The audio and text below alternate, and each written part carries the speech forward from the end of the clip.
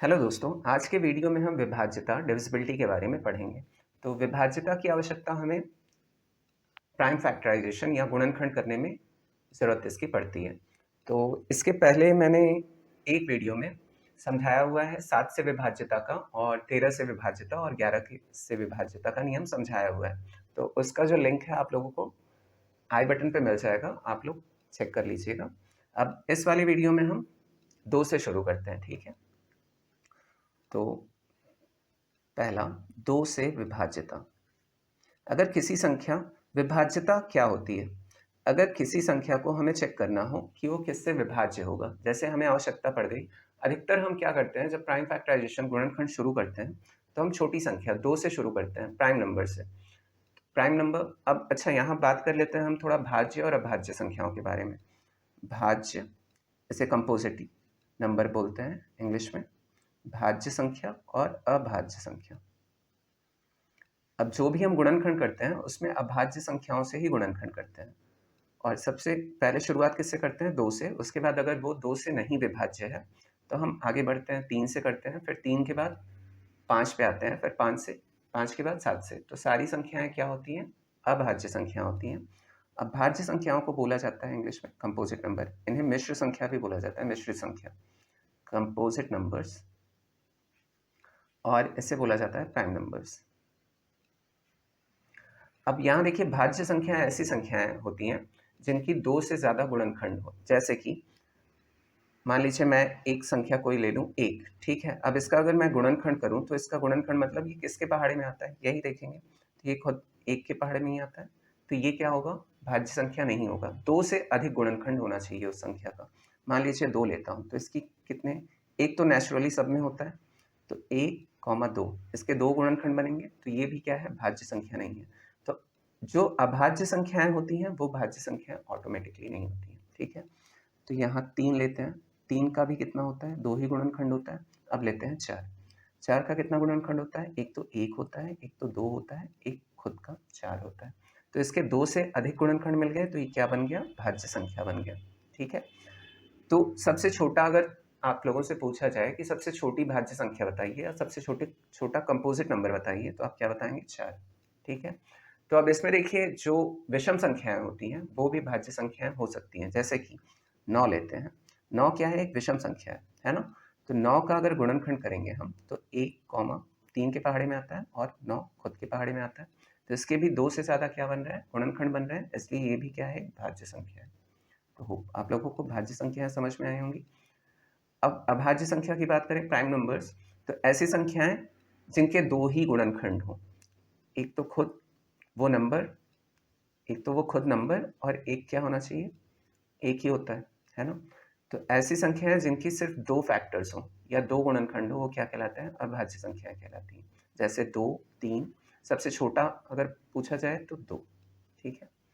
तो चलिए 2 से विभाज्यता हम शुरू करते हैं। 2 से विभाज्यता मतलब किसी संख्या को अगर हमें चेक करना है कि वो 2 से भाग उसका जा रहा है कि नहीं, तो उसके लिए आवश्यक है कि इकाई का स्थान जो होता है वो या तो 0 हो, या तो 2 हो, या तो 4 हो, या तो 6 हो, या 8 हो, ठीक है?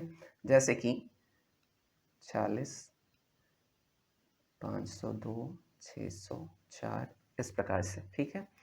इकाई वाला स्थान या तो 0 होना चाहिए, या तो 2 होना चाहिए, या तो 4 होना चाहिए। तो ये पूरी संख्या क्या हो जाएगी? 2 से विभाज्य हो जाएगी। तो इसी को विभाज्यता का नियम कहा जाता है। अब चलिए 3 से चेक करते हैं। 3 से विभाज्यता। यदि कोई संख्या दी है 6093, अब इसे हमें चेक करना है कि ये 3 से विभाज्य है कि नहीं। तो इसके जो डिजिट्स हैं, अलग-अलग अंकों को हम जोड़ लेंगे। 6 प्लस 0 प्लस 9 प्लस 3। तो अब इसे जोड़िए, कितना आ जाएगा? ये 18, है ना? 18 आ गया। अब 18 जो है वो 3 से विभाज्य है, तो ये पूरी संख्या किससे विभाज्य हो जाएगी? 3 से विभाज्य हो जाएगी। तो ये 3 से विभाज्यता का नियम है। तो इसे इस प्रकार से चेक किया जा सकता है। आप चाहें तो एक स्टेप और बढ़ा सकते हैं। इससे भी अलग-अलग जोड़ लीजिए। 1 प्लस 8 कर लीजिए, कितना आ जाएगा? 9। 9 भी क्या होता है? 3 से डिवाइड होता है। तो ये पूरी संख्या 3 से डिवाइड होगी, ठीक है? तो 3 से विभाज्यता हो गई। अब बढ़ते हैं 4 से विभाज्यता की तरफ। सॉरी सेकंड था, ये थर्ड है। 4 से विभाज्यता। अब 4 से विभाज्यता या डिविजिबिलिटी चेक करने के लिए हम लास्ट के 2 डिजिट्स को चेक करते हैं। मान लीजिए कोई संख्या है 632। अब लास्ट का अगर हम अंक ले लें, ठीक है, तो ये 2 ही अंक लेने हैं, ठीक। तो 2 अंक लेने हैं, तो ये 4 के टेबल में आता है, 4 और 32, मतलब ये पूरी संख्या किससे डिवाइड हो जाएगी? 4 से। तो लास्ट के 2 डिजिट्स जब हम लेते हैं तब हमारा चेक हो जाता है 4 से डिविजिबल है या नहीं है, ठीक है। सिर्फ 2 डिजिट्स ही लेने हैं हम, कोई भी नंबर हो उसके लास्ट के 2 डिजिट ले लीजिए। वो 4 के अगर टेबल में आ रहा है तो क्या हो जाएगा? वो पूरी संख्या 4 से डिविजिबल हो जाएगा। तो होप ये वाला भी समझ में आया होगा आप लोगों को। फिर चौथा, 5 से विभाज्यता। अब 5 से विभाज्यता चेक करने के लिए किसी भी संख्या के यूनिट प्लेस या इकाई वाले स्थान पे या तो 0 आना चाहिए या तो 5 आना चाहिए। जैसे कि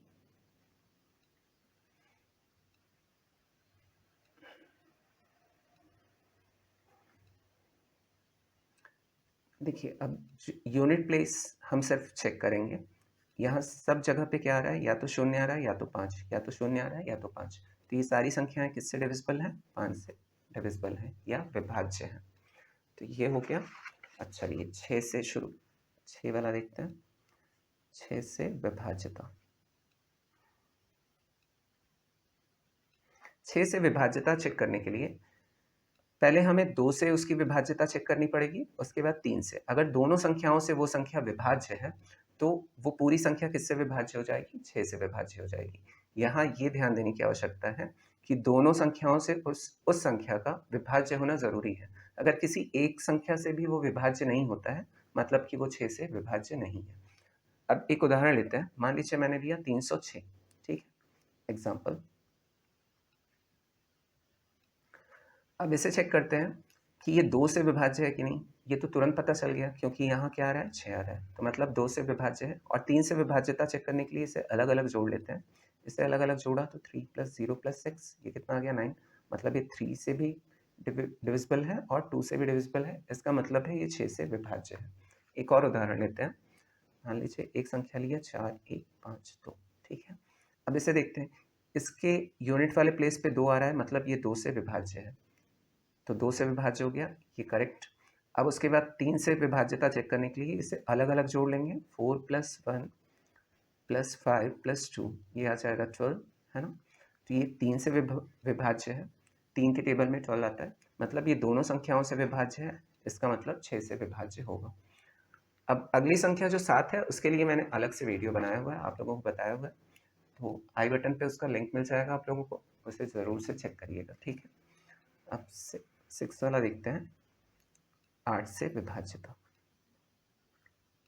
अब जैसे 4 का हमने देखा था उसी प्रकार से इसका भी है। इसमें हम लास्ट के 3 डिजिट चेक करते हैं। जैसे कि मान लीजिए वो संख्या है 4, 8, 8, 4, 8, ठीक है। तो इसके लास्ट के 3 अंकों को हम देखते हैं कि 8 से डिविजिबल है कि नहीं। तो ये पूरी संख्या किससे हो जाएगी? यहाँ तो मैं छोटे-छोटे नंबर्स ले रहा हूँ।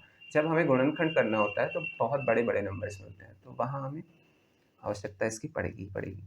तो यहाँ हम 3 लास्ट के 3 डिजिट देख लेते हैं कि अगर ये 8 से पूरा नंबर जो है वो डिवाइड हो रहा है, तो ये पूरी संख्या किससे डिवाइड हो जाएगी? 8 से। तो देखिए ये हो रहा है ना, 8 एकम 8, 0, 8 छंग 48, मतलब 106 बार ये डिवाइड हो रहा है, मतलब ये पूरी संख्या 8 से डिविजिबल होगी, ठीक है।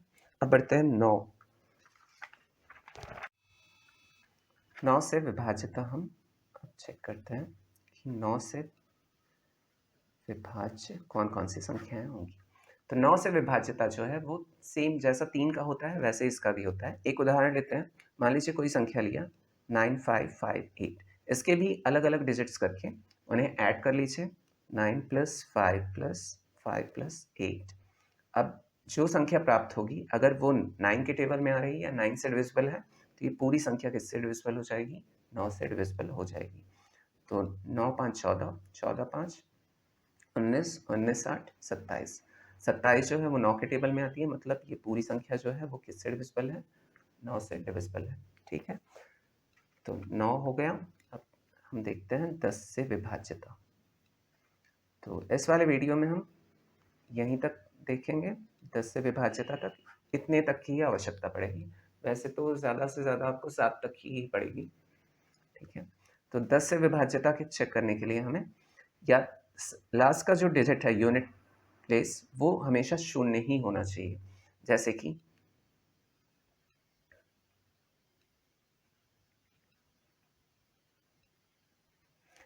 देखिए, लास्ट का डिजिट देखते हैं, यूनिट डिजिट, वो अगर 0 है तो वो संख्या जो है 10 से विभाज्य होगी ही होगी। तो विभाज्यता के नियम 2 से लेके हमने 10 तक सीख लिया है। तो अब एक अगला जो एक्सरसाइज है 1.2 वो मैं अपलोड कर सकता हूँ। तो थैंक्स फॉर वॉचिंग वीडियो। और हाँ, इसके आई बटन पे फिर से याद दिला रहा हूँ आप लोगों को, आई बटन पे आपको लिंक मिल जाएगा जो 7, 11 और 13 का है, वो भी आप लोग ज़रूर से देखिएगा, ठीक है? तो थैंक्स फॉर वॉचिंग वीडियो। फिर मिलते हैं नेक्स्ट वीडियो में। Bye bye, take care.